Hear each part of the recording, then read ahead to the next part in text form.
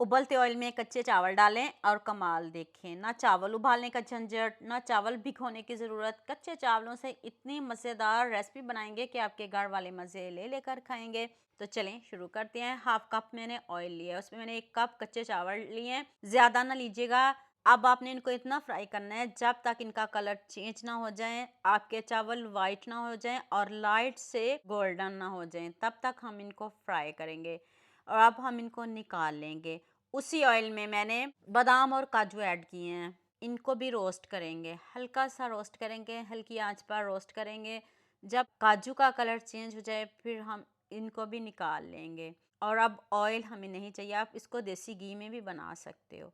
चलें, चावल हमारे ठंडे हो चुके हैं, इनको हम एक चॉपर में डाल के पीस लेते हैं। आप इसको थोड़ा थोड़ा करके पीसिएगा। अगर आपके पास इस तरह का चॉपर नहीं है तो आप जग में डाल के पीस लीजिए और फिर छान लीजिएगा। 1 से 2 मरतबा ऐसे करेंगे तो अच्छे से आपके चावल भी पिस जाएंगे। आप इसको छान भी सकते हो। तो चलें अब इसको प्लेट में निकालते हैं। तो उसी चॉपर में मैंने अब ड्राई फ्रूट को भी पीस लिया है, इसको भी पीसेंगे, इससे भी बहुत मज़े की हमारी रेसिपी बनेगी। यहाँ मैं आपको याद दिला दूँ, अगर आपको मेरी रेसिपीज़ पसंद आ रही हैं तो जल्दी से मेरे फेसबुक पेज को भी फॉलो कर लो और साथ में मुझे यूट्यूब पे भी सब्सक्राइब कर दो। ये आपकी तरफ से प्यार होता है, मोहब्बत होती है, खुशी होती है कि आपको मेरी रेसिपीज़ पसंद आ रही हैं। एक ब्रेड, इसको भी आपने पीसना है, इससे ज़्यादा ना लीजिएगा। अगर आपके पास 1.5 किलो दूध हो तो एक ब्रेड काफ़ी है। तो इसको भी मैंने पीस लिया है, इसको भी आप निकाल लेते हैं। तो चलिए अब नेक्स्ट स्टेप की तरफ चलते हैं। 1.5 किलो मैंने दूध लिया है, ये रेगुलर दूध है जो सभी घरों में होता है, ये पानी वाला दूध है। इसमें हम हाफ कप मिल्क पाउडर का ऐड करेंगे, जौन सा मर्जी ब्रांड का ले लें, इजीली मिल जाता है। साथ में हम छोटी इलायची ऐड कर देंगे। ना कोई ये केक बन रहा है, ना कोई ये हलवा बन रहा है, लेकिन जो भी है यकीन करिए आप खाने से हाथों को रोक नहीं पाएंगे। अब पूरी वीडियो देखे जाइएगा, आपको मज़ा आ जाएगा। जब दूध पकना शुरू हो जाए फिर हम इसमें 1 कप चावल शामिल कर देंगे। चावलों को इतना पकाना है जब तक बबल्स आना शुरू ना हो जाएं। ये आपको कैसे पता लगेगा कि आपकी रेसिपी डन हो गई है, अभी बताती हूँ। अब हम इसमें एक ब्रेड शामिल कर देंगे, पिसी हुई ब्रेड शामिल करिएगा। चम्मच आपने चलाते रहना है, चम्मच नहीं छोड़िएगा।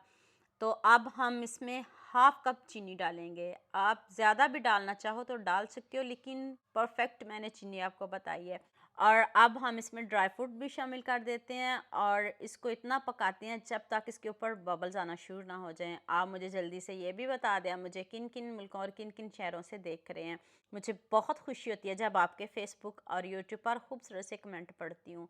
आप सबका खूबसूरत कमेंट करने का बहुत बहुत शुक्रिया। और आप सबके लिए दिल से दुआ है मेरी, आप भी हमेशा खुश रहें और हमेशा मेरे साथ ऐसे जुड़े रहें। देखें कितने अच्छे से हमारी जो रेसिपी है ना वो डन हो गई। ये इतनी मज़े की, इतनी लजीज खीर बनी है, आप खाने से हाथों को रोक नहीं पाएंगे। आप किसी दावत में बनाना चाहें तो इसको ज़रूर बनाइएगा, इसको स्किप नहीं करिएगा। तो आँच को करते हैं बंद। अभी मैं आपको डिश आउट करके दिखाती हूँ और इसकी फ़ाइनल लुक दिखाती हूँ। आप इसके ऊपर बादाम, जो मर्ज़ी जिस मर्ज़ी चीज़ से इसको डेकोरेट करें, इतनी टेस्टी, इतनी यम्मी, ठंडा करके खाएं तो आपको मज़ा आ जाएगा। ठंडा करेंगे और भी गाढ़ी हो जाएगा। आप इसको थोड़ा सा पतला भी रख सकते हो, लेकिन वीडियो के चक्कर में मेरे से थोड़ी सी गाढ़ी होगी।